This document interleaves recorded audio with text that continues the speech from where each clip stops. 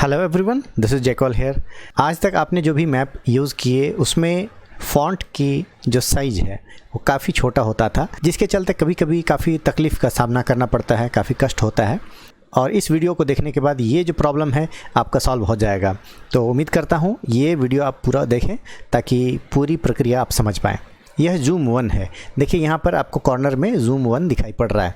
इसी प्रकार से यदि आप इसे स्विच मैप करके ज़ूम 2 करेंगे तो यह और ज़्यादा बड़ा दिखेगा, कुछ इस प्रकार से दिखेगा। तो यहाँ पर देखिए ये कॉर्नर में ज़ूम 2 लिखा हुआ है।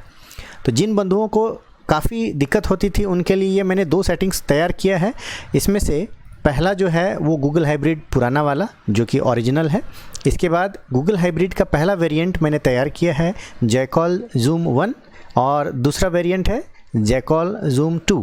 तो इस प्रकार से मैंने यहाँ पर 3 अलग अलग वेरिएंट बनाए हैं जो आपके लिए काफ़ी महत्वपूर्ण होने वाला है।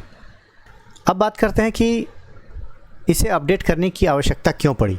तो सबसे पहले मैं बता दूं कि मेरे पुराने जितने भी online map sources .xml file है, इसमें आपको मैप टाइलर और कॉम्पास करके जो सेगमेंट था, इन मैपों का API की ये आउटडेटेड हो गया था, जिसके चलते ये काम नहीं करता है।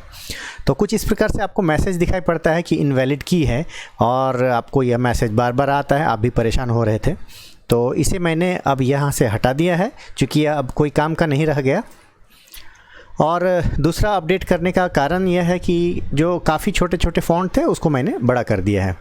तो आगे देखिएगा कि मेरे गूगल हाइब्रिड के जो भी वेरिएंट मैंने बनाए हैं, यहाँ पर 3 अलग अलग वेरिएंट बनाए हैं।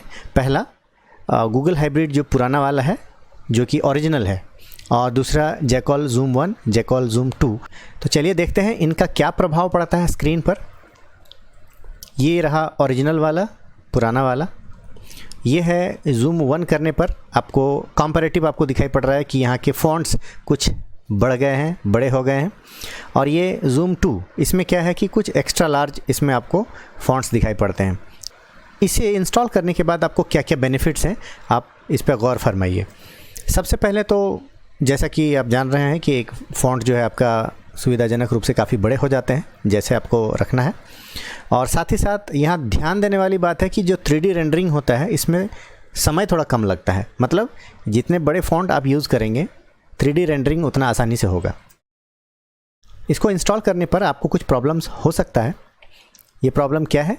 ये प्रॉब्लम आपको स्क्रीन पे यहाँ दिख रहा है कि टाइल्स जब डाउनलोड होते हैं तो एक साथ ये आपस में अगल बगल जुड़ते नहीं। कभी कभी यह आपस में गैप रह जाता है या कहिए कि सुपर इम्पोज हो जाता है, जिसके चलते आपको मैप गलत दिखाई पड़ता है। तो इसमें मैप गलत नहीं होता, किसी भी तरह का कोई सेटिंग गलत नहीं है। आपको आवश्यकता है सिर्फ इसे रिफ़्रेश करने की। तो सबसे पहले इसे देखते हैं कि रिफ़्रेश कैसे करेंगे। आपको यह प्रॉब्लम सॉल्व करने के लिए रिफ़्रेश आप मैप और मैप के ट्विक्स में जाइए। साथ ही साथ मैप ट्विक्स के अंदर में आपको रिफ़्रेश टाइल्स करके एक ऑप्शन आएगा, इसे आप चूज़ करें तो आपको ये टाइल्स रिफ़्रेश हो जाएंगे, जिसके चलते आपका मैप पुनः वापस अच्छा हो जाएगा। इस प्रकार से आप नए ऑनलाइन मैप सोर्सेस .xml को इस वीडियो के डिस्क्रिप्शन सेक्शन से आप डाउनलोड कर लीजिए और उसे मैप फाइल्स के अंदर रख लीजिए, या फिर कस्टम ऑनलाइन मैप्स के भीतर रख सकते हैं। इसे रखने के बाद इसे रिफ़्रेश कीजिए। यहाँ पर स्विच मैप में जाइए और ऑनलाइन सेक्शन में जाकर के इस बटन को रिफ़्रेश करते ही आपको यहाँ पर आपका मैप दिखाई पड़ेगा। तो ये था आज का हमारा वीडियो। मुझे आशा है कि आपको नई जानकारियों के साथ कुछ नया देखने को मिला होगा। पूरा वीडियो देखने के लिए बहुत बहुत धन्यवाद।